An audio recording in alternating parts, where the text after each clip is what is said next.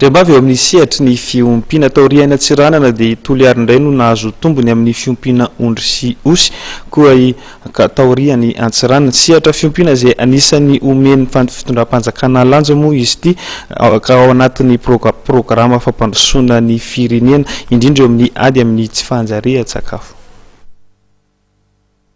Taoriana antsiranana dia toliara indray no azo tombony amin'ny fiompiana ondry sy osy. Sehatra fiompiana izay anisan'ny omeny fitondram-panjakana lanja manokana ao anatin'ny programa fampandrosoana amin'ny firenena indrindra eo amin'ny ady amin'ny tsy fanjarian-tsakafo.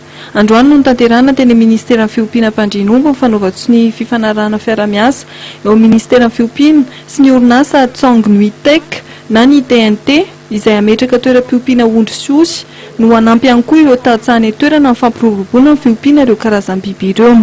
Mahasamihafa azy ity tamin'ny natao tamin'ny araka tamin'ny fahotan'ny Diego dia ny fahomo iarahantsika malala fa organisme international fa ity zany dia mpandraharaha ary mamporisika zahay ny mpandraharaha rehetra mba anao toy izao zany mba afahana mampandroso ny fiompiana eto Madagasikara ary ny farany dia izahay atao ministera dia manao anatin'ny rerinay zany deuxième phase le famaritana ny toerana zay afahan'ireo mpandraharaha manao ny asa fampandrosoana ohatran'izao atao ny TNT zao ka dia isaorana azy ireo zany. Marina fa ny district Toliary faharoa no azo tombony amin'ity fifanaraha-piara-miasa ity ary heverina ho modely fampiroboroboana ity sehatra ny fiompiana ondry sy osy ity fifanaraha-piara-miasa natao androany ity.